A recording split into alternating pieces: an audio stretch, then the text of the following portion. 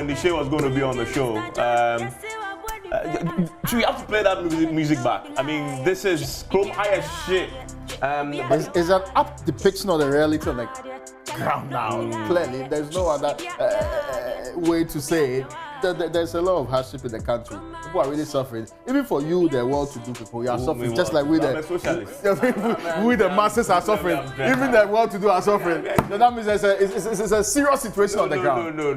But you see, there's some positive line there. It says chroma is shit, but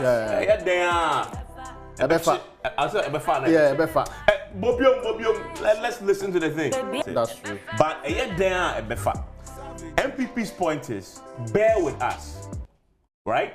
So they have frozen one key element of the issue. By the way, this is related directly to the fuel price increases. Yes. And they say the NPP's government's point of view is that they have frozen the stabilization, levy. Price stabilization, yeah. But if we are patient, like when the Shay says there, I mean, they have 3 more years to go. That is the point. That is the point that they've put out there. No, but the reality, okay. Yes, but the point, that is what they say. Yeah. But the reality is very different. That's true. I mean, people are talking about today. Yeah. Today. Life is pretty hard. And the NDC MPP brought this on themselves for a very large extent. So you started the year with a budget that brought in new taxes. That's true. When the economy was still teetering because of COVID. And there was controversy over those new taxes, the justification of it. Yeah. You heard what was said about it. And they put an extra tax on the fuel. That's true. Which is the baller tax. Yeah. So the knock-on effect of all that is what we are today. And today, the question that people are asking clearly are that why are we burdening people? And let's not forget the history of ESLA. The Energy Sector Levies Act, and I was in Parliament when it was being passed, very late in the night, was passed because at the time our crude oil prices were very low. Very, very low. Yeah. That means that we could benefit from the way for between a very low international price, and when you put tax, people will not really feel it. But now that it's going very high, are the taxes still justified? But you did not only, and see, and let's be clear, the NPP minority in 2015 opposed these taxes. And I remember very vividly, they opposed the taxes, only to come back and reduce them marginally.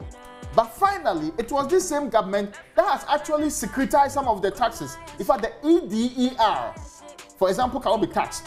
This is because we have done ESLA PLC, and we are using it for bonds.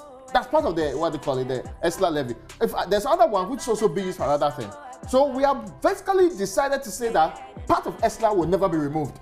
The ones that we said were having sunset clauses was to last for 5 years because we suspected that after the 5 years, the world market will having the crude going up again. Yeah. Which makes sense because then people will start suffering like they're suffering today. No. So there's every reason that government has not dealt with the people fairly and ought to make some reduction. And here's what makes it worse. The government anticipated, rightly so, that world crude prices will go up. What that means is that eventually the knock-on effect locally is that you'll be buying more at the pump. That's true. Which is exactly what you're seeing. What's happening now? So what they decide to do as a measure to help cushion you is to freeze the stabilization levy. Now, my conclusion, having analyzed all the facts around this, is that if government was really honest and sincere about cushioning the consumer, that measure is not the first line of action for a government that appreciates the gravity of the situation, the impact on people's pockets, the hardships that is imposing on them, for which reason when Deshay, one of my favorite, has done this fantastic song. Yeah. That first step immediately to bring relief is not to freeze. Why? Because the freezing itself, it is subject to parliamentary approval. Yeah, that's we true. know they will. Which will not take immediate effect. In fact, it's the next window. It The November window. It will not take effect. Yeah. Parliament comes in, I mean, they have the majority, and no member of parliament will oppose a relief package, for the right? people. So you expect that. But people need immediate relief. In fact, the OMCs were telling me last week when I did on PM Express that they also don't want to transfer the 7% onto you.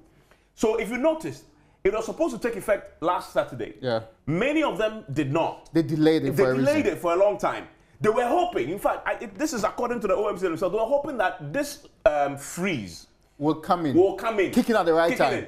so that they can balance it. But we all know it won't, because Parliament must approve it. That's true. However, the government has an immediate tool in its toolbox to assist cushion the consumer, which is the same price stabilization levy.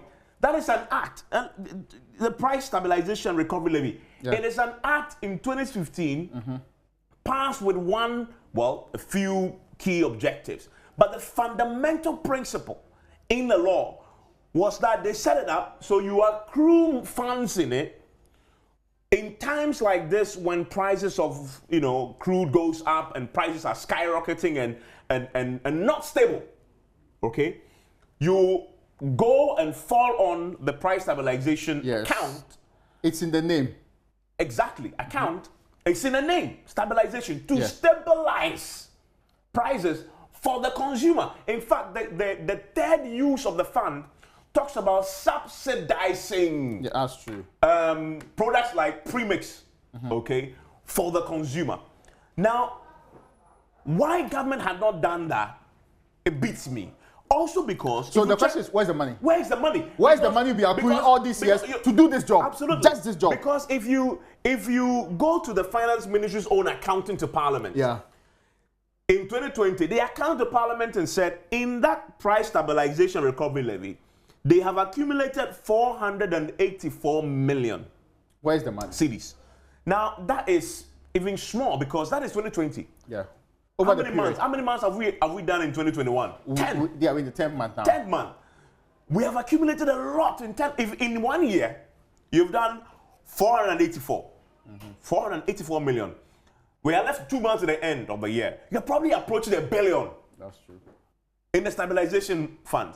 So the question you're asking is fundamental. Where is the price stabilization money that we have already paid? Yes, remember, that's true. It is our money that we have contributed, so that take that to cushion us. It is when the prices go up. In the simplest term, the money in our susu box. Susu box for days like this. Yes. Why is it that we are in the times and yet we don't know the money in the susu box and what it's doing for us? You pull up the law. Yeah. I'm quoting. People think maybe I'm just... Tell us what the law says. Specifically, Act 899, Energy Sector Levies Act. In fact, it talks about price stabilization levy in the 5th section. And the 2 says, monies in the price stabilization and recovery account shall be used, A, as a buffer for under-recoveries in the petroleum sector. 2, to stabilize petroleum prices for consumers. There's a third one. Also, to subsidize premix and residual fuel oil. Have you subsidized the premix and residual? Are you stabilizing the prices now? Us, what exactly have you done with the monies that we put aside for days like this? It is such a fund, and the government has still not answered that question. And they'll answer all the other questions, but leave this particular one. You saw the statement from the Energy Ministry. They answered questions, they gave history, they were comparing exchange rate and all of that. This question remained unanswered even in their statements. I mean, so here on State of Play, there's a fundamental question we're asking. Where is the price stabilization money? It's almost like telling your children that we are putting money aside. When we are in difficult times, we go for the money. We are in difficult times. The kids are asking for where is the money to help us. Meanwhile, we have set up a Susu account. Yeah. While you in a piggy bank, right? Yeah. Let's imagine a piggy bank. And we say we're all going to put money in this piggy bank because we know that one day, prices of petroleum prices will go up, right? Yeah. Petroleum prices will go up. World market affects us locally. And we have diligently, in fact, we don't have a choice in this matter because whichever fuel 1 liter you buy, you're paying this already on it, right? So the time is here for you to cushion us. What you've done is to freeze that Susu contribution. Yeah. But then you don't go back to whatever accumulated already. So what you're saying is that the effects should be going forward. Yes. But not the ones that we've already paid. Yes. We pay the Susu for the day when we need it. Yeah. When the day comes, your solution is, stop paying. Yeah. I'm like, but I've paid already. What about what we paid? What about the one we've contributed for this day? And you see, we are hearing so many of the stories they are telling us today. Some of them, it will affect revenue and all of that. But with all due respect, when you say that you are going to use money for something specific, misapplying it is a problem.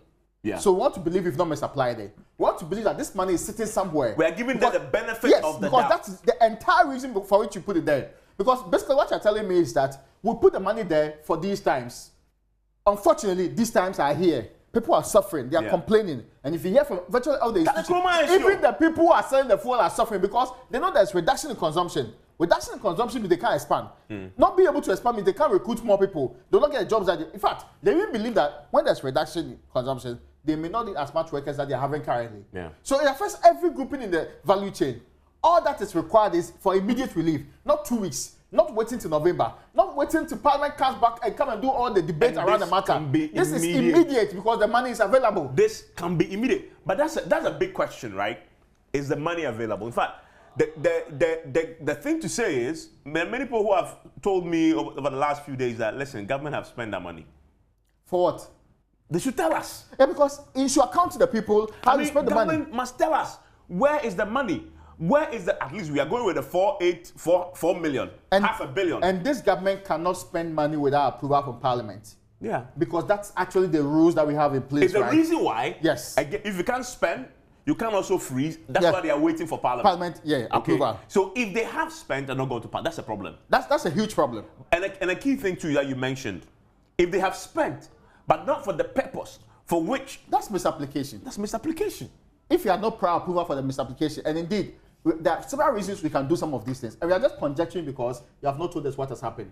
We have seen the statement from the Ministry of Energy, which gave us history, what happened years ago, compared Kufuor time, fuel price, and did all the analysis. But when it came to that simple question, where is the susu we did for days like this? No answer on it.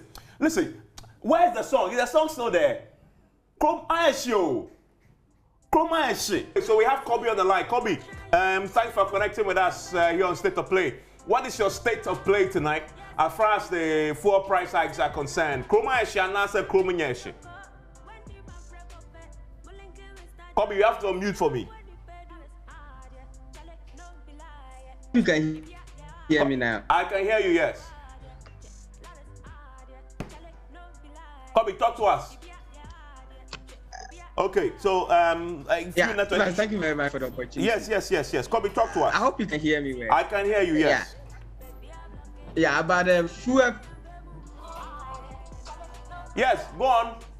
Okay, I mean, let's share a few of the comments because I see a lot of you joining us on social media as far as this is concerned. I can start with Dagura Bettinos. That's if I got your name. We have been enslaved by the politicians of our dear mother Ghana, of which we are being strangulated with a lot of taxes, a lot of hardship. Secondly, to deprive social amenities. God save us all. There's one for Mahmoud Baba Al-Hassan. Say, okay, I want to believe this is brilliant. Brilliant discussion there. I salute you guys. That is from Mahmoud Baba Al-Hassan. You are Mark. Okay, this one mentions your name. Evans. Until, also, when will things change in this country? Food stuff, electricity. I think it meant taxes. It's written Texas. Transport. Things are just going out of hand. There's money in some, okay, you described them rather uncharitably, person's pocket. Trust me. I wish you open the phone line for me to also join. It's join via Zoom. It's join via Zoom. Go on to the Joy 99.7 page and come to the live stream. You will find that we've put there the Zoom link. Just the passcode is there. Just log on and then come on and join us. It says here that, well, this one says Chrome Ayeshe James Adogba and Noble Queen said, well, it is well. Those are some of the messages I have. By the way, so I have a few of the messages from Kofi says, checking against global indicators will help inform your audience well. Fuel prices in the USA gone up an average of 48% in 2021. So the point is making to you that it is a global phenomenon. With respect, this kind of argument should cease. Nobody is saying that prices are not going high. We are saying that we actually made rain for this period, and that we put money aside to make sure that we will lessen the suffering of the people at this time. You are telling me about global prices. Well, who doesn't know it's going up? And anyway, we know that it's also exchange rate. Is the exchange rate determined by me myself? Are there people who are managing the city in this country? What's the point you are making in there? We know that it will go high. And we know that the taxes were introduced at a time that it was very low, reasonable. But now it is going high. We have money set aside to make sure that people don't suffer this much. And they are telling them that we should check about it going high. Well, because they are reducing the argument, oh, it went high, it's going low. What's the point? Neo Tiankra is arguing with this. He says, Kofi, responding to Kofi, says, I'm sure it didn't go up between 2008 and 2012 when a gallon of petrol was sold at 12 cedis. And then Kofi comes back, says, you can check the data. Guess who else was on my page when I posted this? Abdul Malik Kubako. Okay. He says, same old story from early 1970s. Fallouts of the Yom Kippur War. You know what that is? Okay. He says, Mr. Champon might be smiling in his grave. Yeah, because clearly there was also complaints about fuel prices and but I think people are not getting it right. We have narrowed down the matter to a very simple issue, that the price stabilization levy is there. In the immediate form, that should what should lessen the impact of the people, not a futuristic, frozen, and it will take effect some weeks or months from now. What is happening to the amount of money we set aside for it? Is the money still there? Is the money missing? That's the question that we want answered. Not telling us whether it will go high or, of course, we're also part of the countries who are producing some of it. We have somebody else on the line who is joining us. Ali, please unmute and talk to me. What's your state of play on the fuel prices and how it's affecting you? Ali's Collins is joining us. Collins is a very constant figure on state of play. Yeah. Hello, Collins. Hello, Ivan. Yes, Collins, talk to me. What's your state of play on the fuel prices tonight? Talk to me, Collins. Please unmute. I heard you. Okay. Talk if you can, and then read a few more messages. Well, listen, our social media guys put up a very interesting question. On a scale of 1 to 10, how confident are you in the... Oh, Collins, you're on? Collins, talk to me. Am I on? Yes, you're on. You're on. Copy that. Kobe, talk to me, yes. Okay, Kobe is having a challenge with his line. How confident are you in the NPP government's ability to cushion consumers from the harsh effects of the recent fuel price hikes? And there's some very interesting comments on this. Before you move to that, you'll tell me. Let me read some direct one. Mami Kwenu says, oh, Evans, we are really suffering. Even Konkonte has gone out of market. Kroma Eshe, thanks. And that's from Mami Kwenu. Konkonte is my favorite food, though. We used to call it Face the Wall. You know Face the Wall?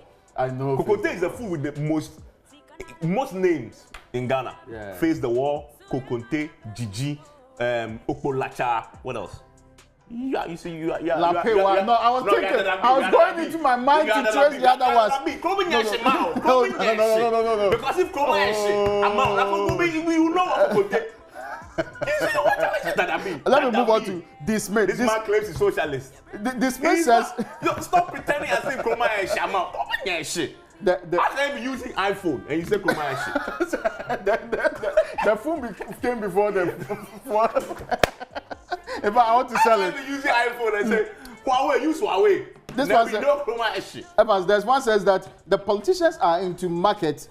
They do their usual business to enrich themselves. If we really want to breach the poverty gap, let's abolish the so-called Article 71 privileges so that every politician will also have the same salaries and buy their own cars and many other things. We'll let them feel the hardship that they can strategize well to help us. I agree with that 71 point because, see, so many of these ministers, deputy ministers, they're not buying the fuel. Yeah. When you hear them talk, it is when you're insulated. Yeah. Like the way the minorities with us on the matter, because they're also buying the fuel. When they tell them going into government, things change for them. That's how the world is. But constantly, it's the people that suffer. True. Matiamidu Jr. says, MPP is doing well. NDC increased it by 300%.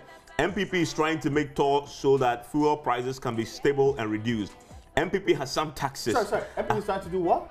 MPP is trying to fix toll so that fuel prices can be stable and reduced. MPP has some taxes. That's in fuel, whatever scandal no longer. He says he will rate his confidence in the ability to stabilize and cushion them at 7/10. I see. Okay, but listen to this. There's a debate under that is going on. Martin, Obin Francis says, Amino, and then Franklin Kobina. Because for people like you, this administration will continue to take the government for granted, the governed for granted, he says. Nino says, again, all of them replying to that comment.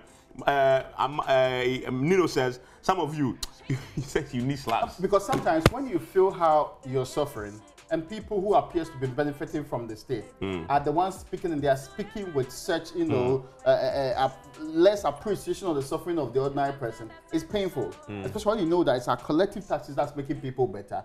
My point is that this period of cycling, and listen, it's the people against the government. Let's sometimes be clear. The people who are governing, they rarely do not feel the impact of these things, except the people who are hangers on. But the painful part is when the ordinary people fight against you because you are mentioning the suffering of the ordinary people. Their own suffering they don't see.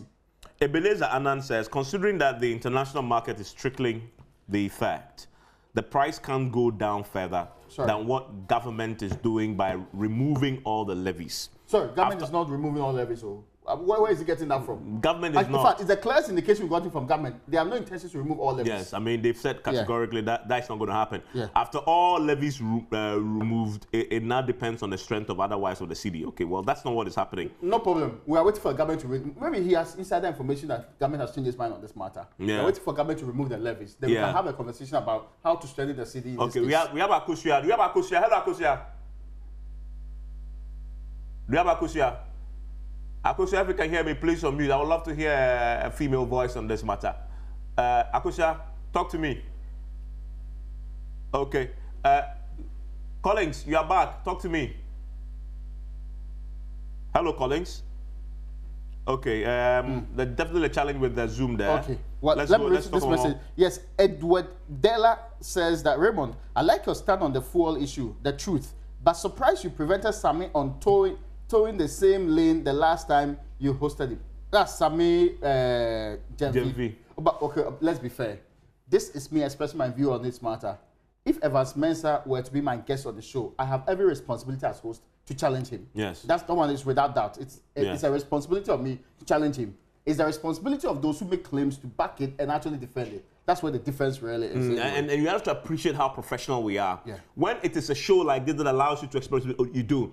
When you are doing an interview, you have to be professional. You have to you have to toe the middle, neutral, objective line and ask the questions. Take yourself out of it. No matter, look, the fuel price affects all of us. Everybody in this country. I buy fuel. Yeah. So as journalists, we are human beings. We feel the pain you feel. Sometimes even more. Yes. Yeah. So, but when I'm asking the question, somehow I need to find a way. That's what professionalism is. Yeah. Find a way to detach myself from my personal pain and ask the question objectively, at least. As they say, neutrality is a myth. Objectivity, you aspire to it every single day as your profession demands. And so that's it. There's one from Martin Tidham. He said, Evans, you remember the free water and light? We are paying double now. We will pay quadruple after 2 months' time. This is Martin speaking. Of course, he made reference to that point. This mate said, Chroma Eshe, but boys still they chill, living large. This December, we will see parties. Yeah, the fuel price. Why they chill? Some will chill. All of us, we don't have anything to chill with them. They see you. Yeah, we don't have anything to chill with. The fuel prices there, we beg the OMCs to reduce the prices small. The government should try and take some of the taxes off. And I agree with you about the taxes anyway. When the fundamentals are weak, the fuel price will expose you. That is what Ebo Stevens Terrier is saying. Yeah, I mean, so clearly, as we've heard, there are a few of you who simply take the position that your confidence level in the administration's ability to cushion you is very low. I've seen a lot of zeros. Some people say negative 100 in terms of their confidence level. This one from D. Smith. Chroma Eshe, but still boys they chill. That's what. Yeah, there's a message that you put out there. I mean, so the verdict on this is a simple one. We don't have the answers, but we demand that the government at least owe us the minimum courtesy of explaining to us what has happened to the monies we all contributed and put in the price stabilization recovery levy for a day like this. That is our challenge on State of Play tonight to the government. So that you are believed, so that we think that you're on the right path and we can go along with you. By the way, boys, Chroma Eshe, but you can't say that anymore. You know, because I can use iPhone and say Chroma. When they say crown June, when they say on June, but when they say I am on June, iPhone is 24 per pound a month, 24 pounds per month. This phone, you pay 24 pounds per month. This is the country that have to 24 pounds per month. You know how much that money is Ghana city? What I say? That's 200. Chroma Eshe. Anyway. Enjoy that.